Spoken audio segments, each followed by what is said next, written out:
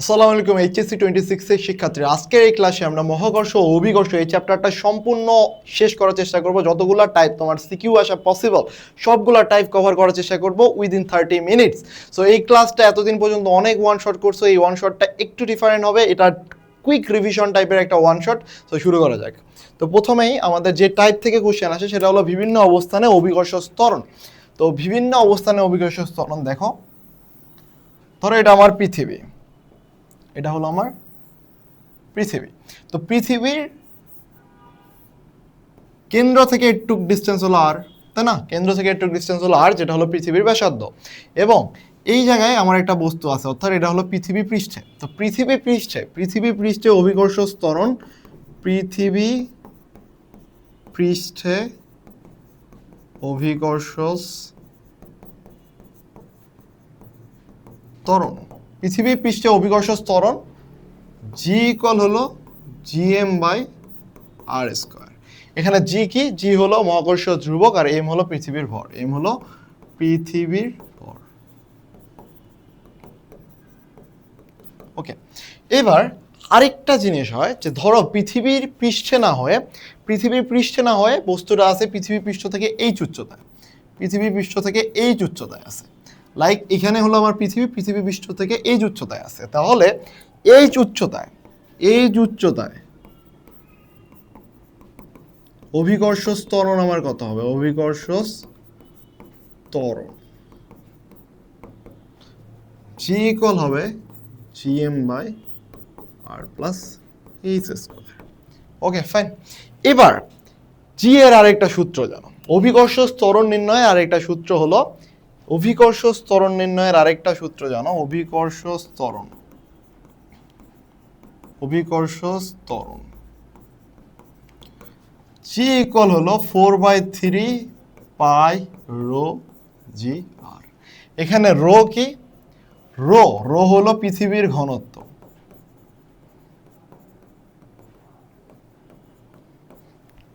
Rho হলো পৃথিবীর ঘনত্ব আর আর হলো পৃথিবীর ব্যাসার্ধ,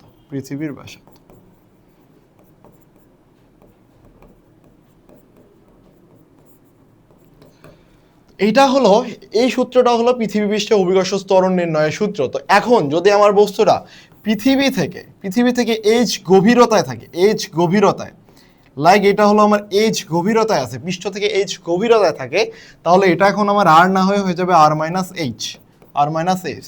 তো এখান থেকে আমার এইচ গভীরতায়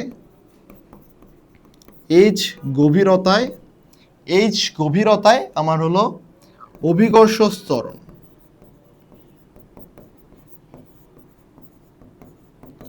জি ইকুয়াল হয় 4/3 পাই রো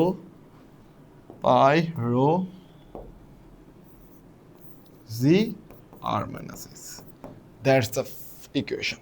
এবার আসো আমরা সম্পর্ক করি, অর্থাৎ পৃথিবী পৃষ্ঠের ক্ষেত্রে এই উচ্চতায়, ধরো তুমি যদি এমন হয়, বিষয়টা এমন যে ধরো এটা হলো পৃথিবী, তাই না?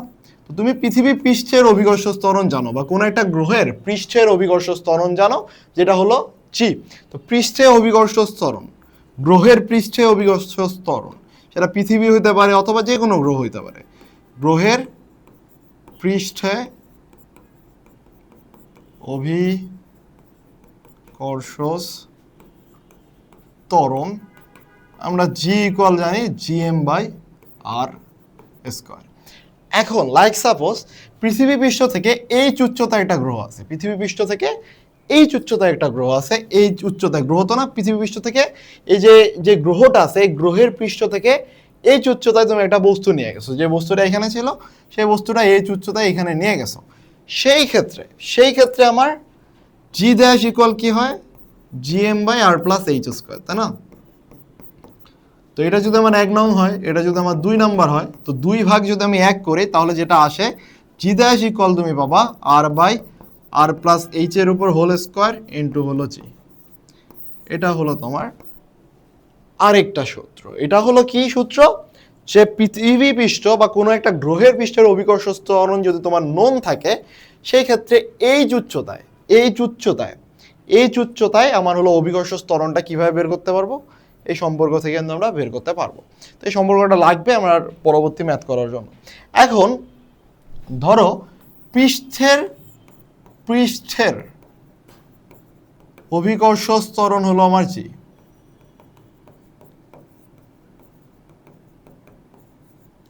এবং এইচ গভীরতায় পৃষ্ঠে অভিকর্ষ ত্বরণ জি এবং এইচ গভীরতায়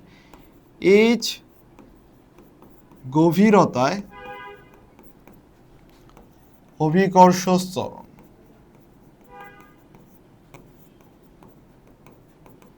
জি ড্যাশ, এদের মধ্যে যদি আমি সম্পর্ক বের করি সেই সম্পর্কটা হলো 1 - h/r × g, 1 - h/r × g।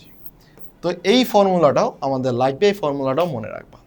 তো দুই ক্ষেত্রেই যদি আমরা দেখি, দুই ক্ষেত্রেই কিন্তু আমার অভিকর্ষ ত্বরণটা কমতেছে।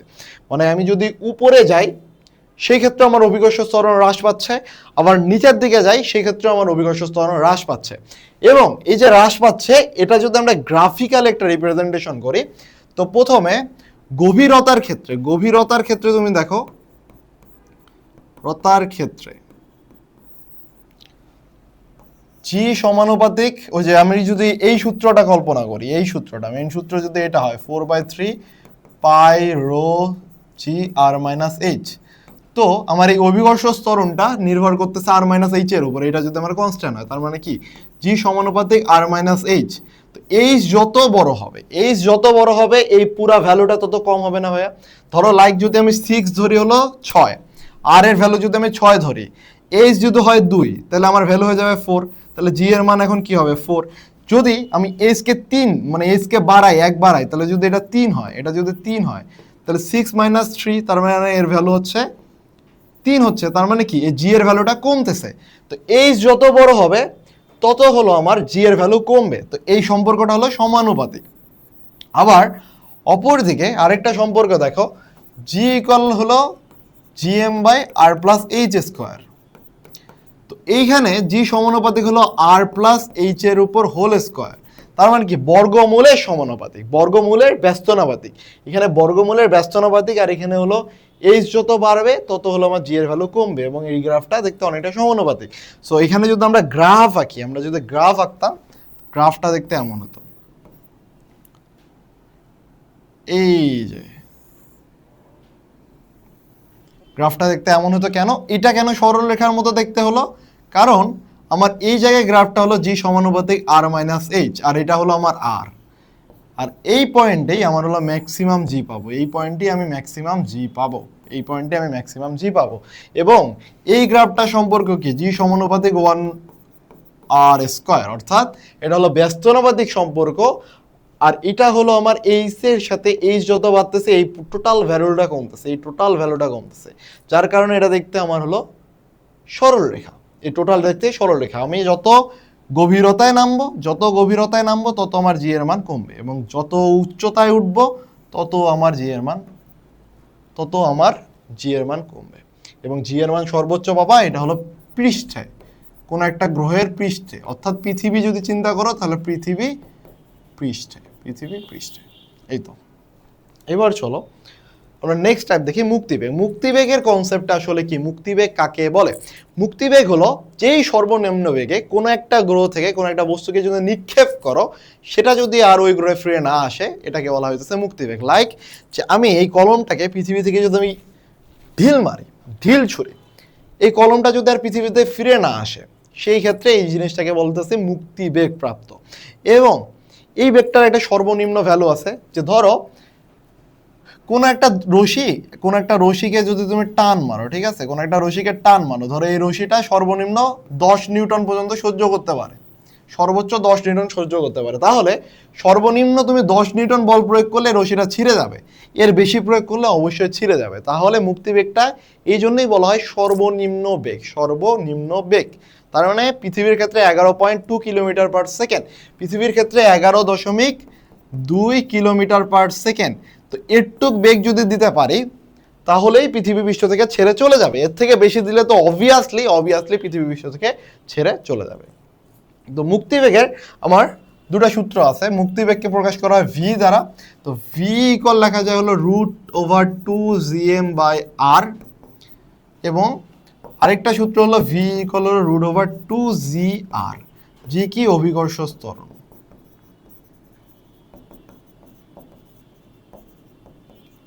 এখন কোনো একটা বস্তুকে ধরো, এটা ধরো একটা পৃথিবী বা সামথিং কিছু, একে এই উচ্চতা, একটা গ্রহের থেকে এই উচ্চতা থেকে নিক্ষেপ করতেছে, এই উচ্চতা থেকে নিক্ষেপ করতেছে, তো সেই ক্ষেত্রে মুক্তিবেগ কত হবে? এই উচ্চতা থেকে নিক্ষেপ করলে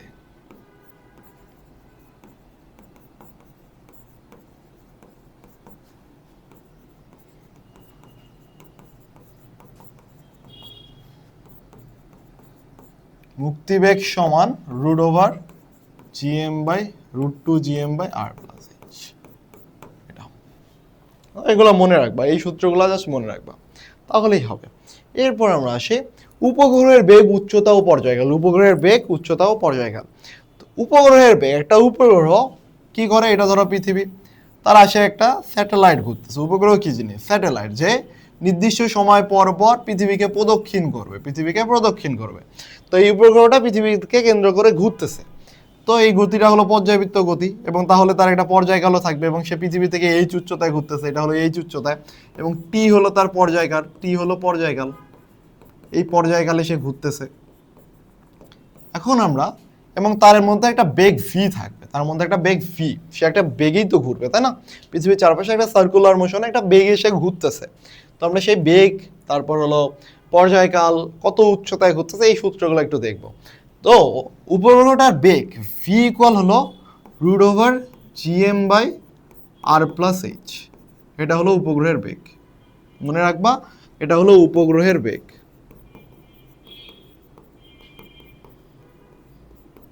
উপগ্রহের বেগ। এবার উপগ্রহের পর্যায়কালের সাথে বেগের সম্পর্ক দেখি। পর্যায়কালের সাথে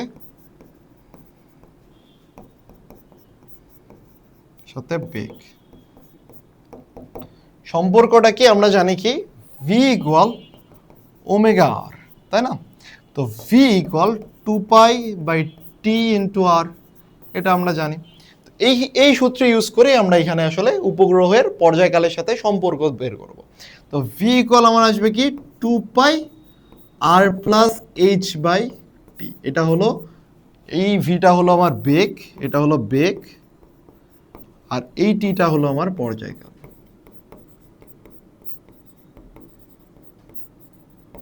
এখন আসে পরীক্ষার হলের মধ্যে ডিরেক্ট না দিয়ে বলে যে হলো জিও স্টেশনারি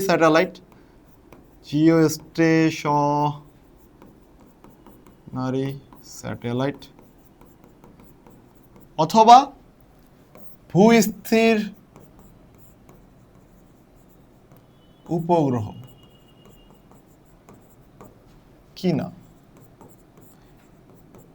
এই কোশ্চেনটা আসে যে আমাকে কিছু ভ্যালু দেয়, দিয়ে বলে যে এই যে উপগ্রহটা আকাশে উঠতেছে, এটা কি ভূস্থির উপগ্রহ নাকি ভূস্থির উপগ্রহ কিনা, এটা তুমি একটু ব্যাখ্যা করো। তো ভূস্থির উপগ্রহ কিনা এটা বুঝবা কিভাবে? তুমি যে টি এর ভ্যালুটা বের করবে না, টি এর ভ্যালু টি ইকুয়াল 24 আওয়ার্স লাগবে, টি ইকুয়াল 24 আওয়ার। যদি টি সমান 24 ঘন্টা আসে, তাহলে এটা হবে জিও স্টেশনারি স্যাটেলাইট অথবা কৃত্রিম মানে অথবা হলো ভূস্থির উপগ্রহ। এবার আসো আমরা দেখি আরো কিছু সূত্র দেখি। জি এর সাথে যে উচ্চতায় ঘুরতেছে, এই যে উচ্চতাটায়, এই যে একটা উচ্চতায় ঘুরতেছে না পৃথিবী থেকে, এই যে একটা উচ্চতায় ঘুরতেছে না, এই এইচ কিভাবে বের করবা? এই উচ্চতা, উপগ্রহ যে উচ্চতায় ঘুরতেছে সেটা হলো এইচ ইকুয়াল হলো 4π/4π² 1/3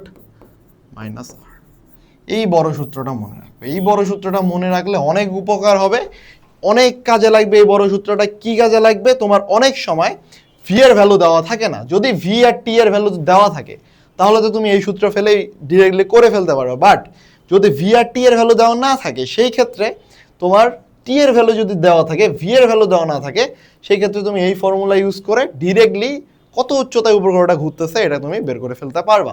তো এতটুকু জানলে তোমার মোটামুটি অলমোস্ট এই চ্যাপ্টারের যত ইম্পর্টেন্ট টপিক আছে, যে টাইপগুলো আছে, এগুলো কিন্তু শেষ।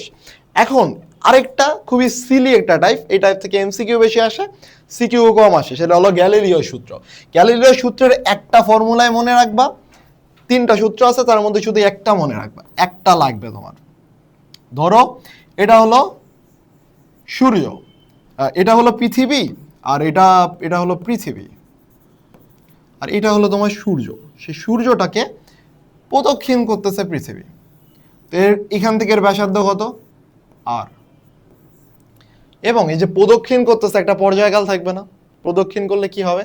একটা সময় ধরে প্রদক্ষিণ করবে, সেই পর্যায়কালটা হলো আমার টি। তো এই যে সম্পর্কটা হলো পর্যায়কালের সাথে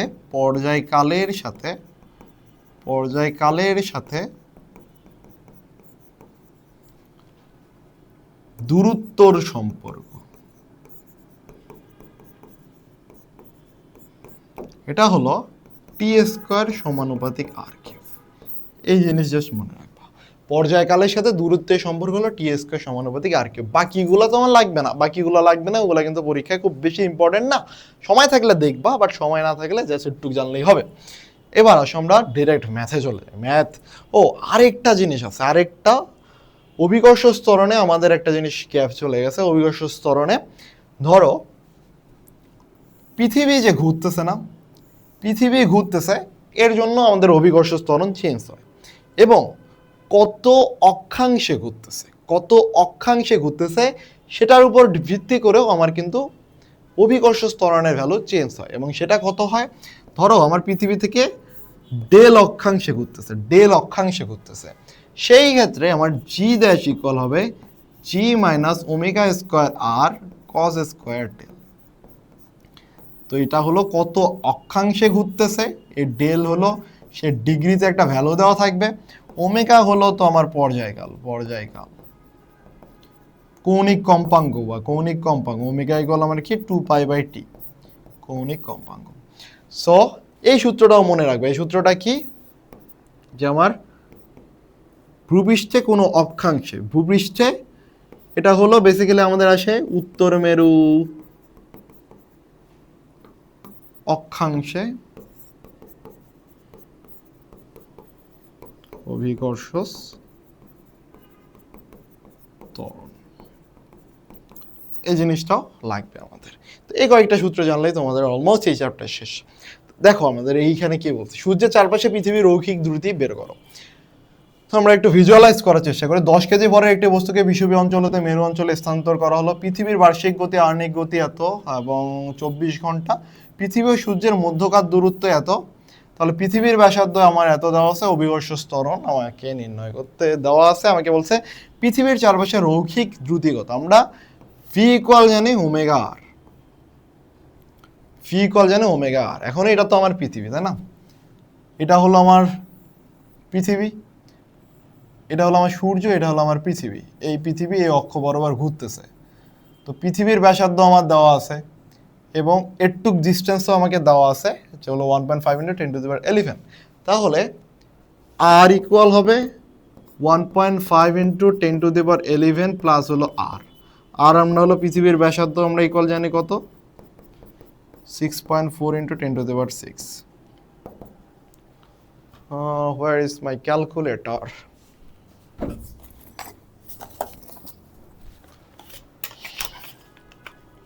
দেখো 1.5 × 11 6.4 × 6, তো এটা আসে আমার 1.50064 × 10⁻11। এবার ওমেগা কত? ওমেগা হলো পৃথিবী নিজ অক্ষে ঘুরতেছে না 24 ঘন্টা, আবার এটা কত টোটাল এই জায়গায় আসতে কত 365 দিন লাগে, 365 ডেজ। তাহলে আমার টি ইকুয়াল হবে 365 × 24 ইন্টু হলো 3600। তাহলে টি ইকুয়াল আসবে আমার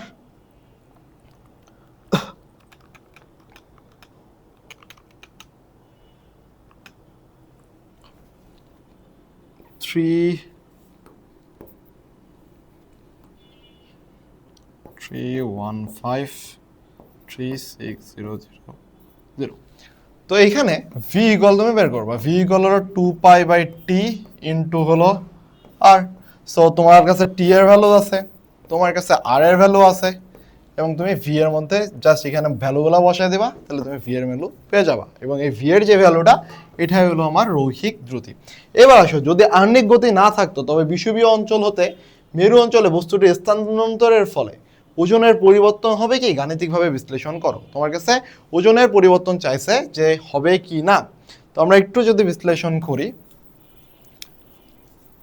আহ্নিক গতির সাথে আমার অভিকর্ষ ত্বরণের যে সূত্রটা, সেটা হলো g dash equal g minus omega square r cos square del. এখন বস্তুটাকে কোথায় থেকে কোথায় নিয়ে আসছে? যদি আহ্নিক গতি না থাকতো তবে বিষুবীয় অঞ্চল হতে মেরু অঞ্চলে বস্তুটি স্থানান্তরের ফলে ওজনের পরিবর্তন হবে কিনা। তো বিষুবীয় অঞ্চলে আমার ডেল এর ভ্যালু হলো 0 ডিগ্রি, ডেল ইকুয়াল হলো 0 ডিগ্রি। মনে রাখবা, বিষুবীয় অঞ্চলে ডেল ইকুয়াল 0 ডিগ্রি এবং তোমার মেরু অঞ্চলে ডেল ইকুয়াল হলো 90 ডিগ্রি। এখন আহ্নিক গতি থাকলে আমার ওমেগা ইকুয়াল কত আসবে? 2π/t। তো টি ইকুয়াল হলো 24 ঘন্টা ইন্টু হলো 60 ইন্টু 60, তাই না? 86,400 সেকেন্ড। এটা হলো আমার টি এর ভ্যালু। তো জি ড্যাশ ইকুয়াল আসবে আমার কত? 9.8 মাইনাস 2π/t এর উপর whole square into cos square. 0 ডিগ্রির মান হলো 1, তাহলে তো এটা 1ই আসলো।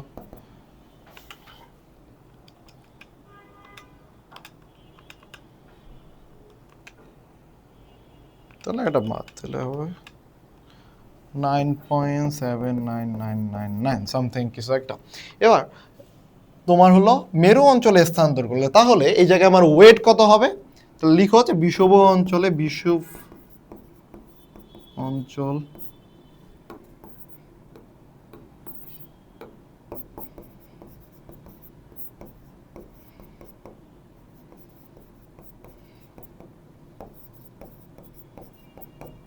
ডাব্লিউ ইকুয়াল হলো M G dash.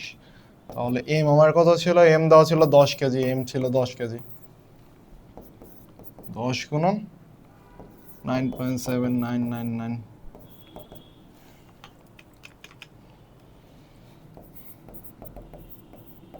Newton.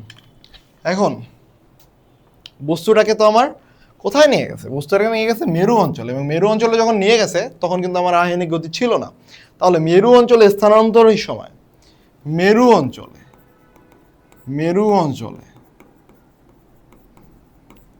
Omega equal আমার ছিল 0, তাই না? ওমেগা ইকুয়াল 0 ছিল। তাহলে তখন আমার জি ড্যাশ ইকুয়াল হবে জি minus omega square r cos square del. তাহলে ওমেগা যদি আমার 0 হয় তাহলে জি ড্যাশ ইকুয়াল আসবে আমার জি।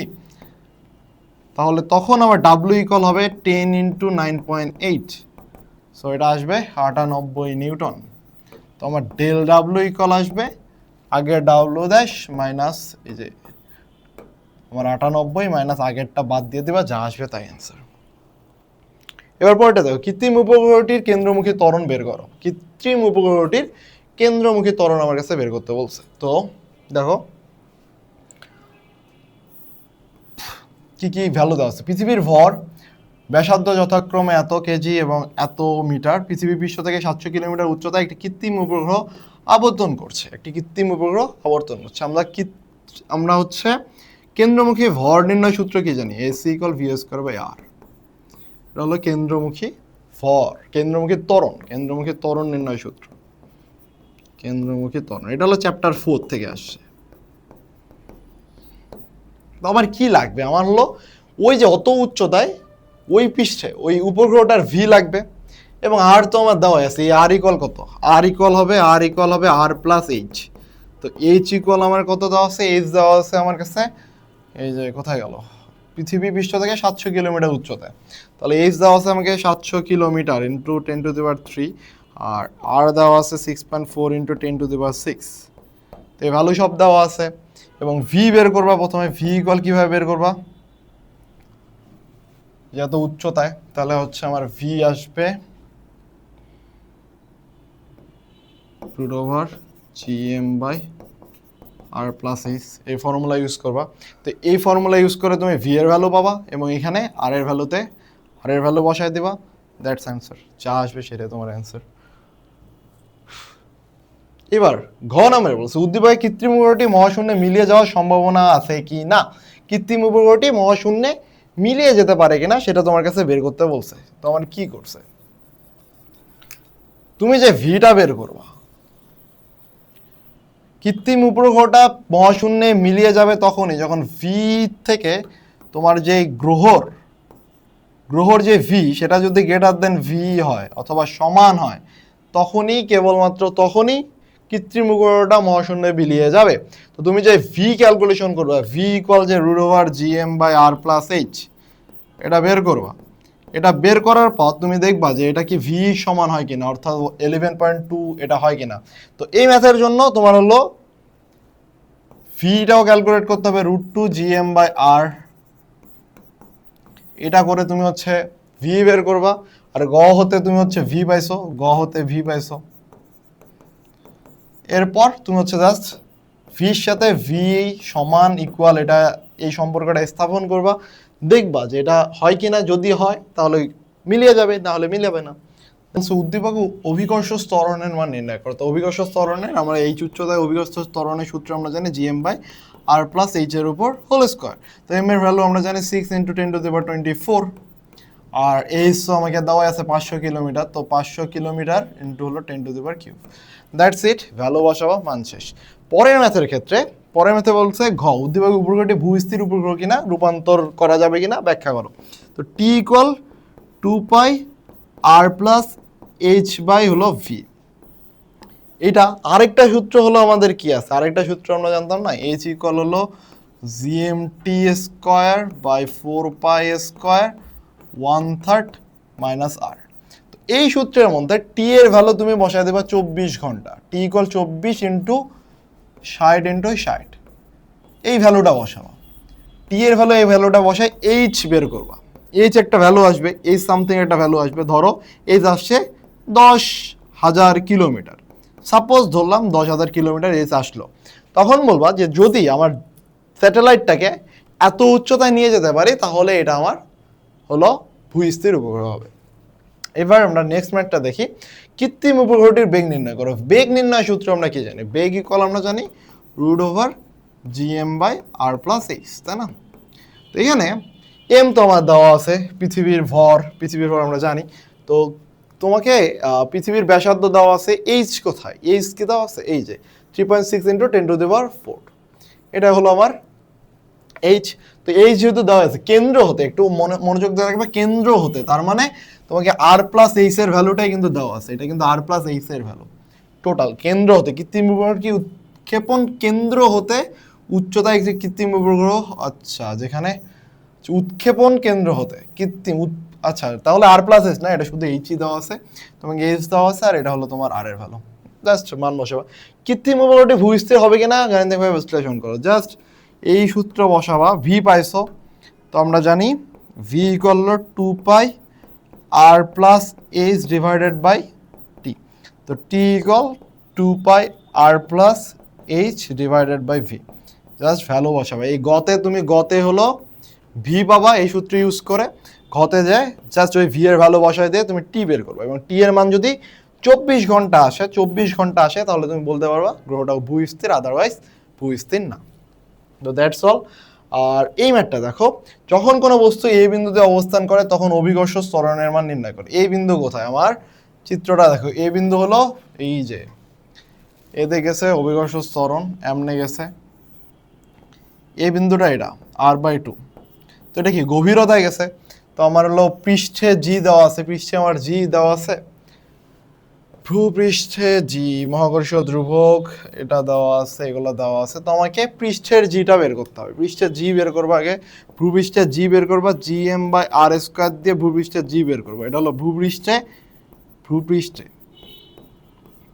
এটা জি বের করবা। দেন যেটা করবা জি ড্যাশ ইকুয়াল হবে 1 - h/r ইন্টু হলো জি। তো এইচ কত এখানে r/2 বাই আর ইন্টু জি, তাহলে হলো 1 মাইনাস হাফ ইন্টু জি। যেহেতু পৃথিবীর জি কত আসবে 9.8, তাহলে 4.9, এটাই। এরপর ঘ নম্বরে বলছে উদ্দীপকে এ ও সি বিন্দুর মধ্যে কোথায় একটি বস্তু বেশি ওজন অনুভব করবে। যেখানে জি বেশি সেখানে হলো ওজন বেশি অনুভব করবে। তো এ আর সি বিন্দুর মধ্যে সি হলো উচ্চতায় গেছে 3r+2, তো ওই জায়গায় কত জি ড্যাশ ইকুয়াল কি G M by R plus H এর উপর হোল স্কোয়ার ইন্টু জি, তাই না? তো G M R plus C বিন্দু, দেখো সি বিন্দু পৃথিবী পৃষ্ঠ থেকে 3r+2 দূরত্বে আছে, 3r+2 দূরত্বে, তাহলে এখানে বসাবা 3r/2, 3r/2 তার উপর হোল স্কোয়ার ইন্টু হলো জি। তো এই ভ্যালুগুলো বসায় এখানে একটা জি ড্যাশ পাবা। তো এখানেও একটা জি ড্যাশ পাইছো, তো এটা জি1 ধরলাম, এখানে জি2 ধরলাম। যেটার বেশি হবে, যদি জি1 ড্যাশ গ্রেটার দেন জি2 হয় তাহলে এই জায়গায় তুমি হলো বেশি ওজন অনুভব করবা। যদি জি2 dash greater than G one dash হয় তাহলে এই জায়গায় তুমি বেশি ওজন অনুভব করবা। দ্যাটস ইট, ম্যাথগুলো জাস্ট প্র্যাকটিস করবা। তো এই টাইপের ম্যাথগুলো যদি তুমি করো ইনশাল্লাহ তোমার হচ্ছে সবগুলো, মানে এই চ্যাপ্টারে জাস্ট যেই টাইপের ম্যাথগুলো করালাম এই টাইপের ম্যাথগুলো যদি দেখো আর যেই সূত্রগুলো করালাম সেই সূত্রগুলো যদি ভালো মতো দেখো তাহলে দেখবা যে তোমার সব কিছু কভার হয়ে গেছে ইনশাল্লাহ। ধন্যবাদ।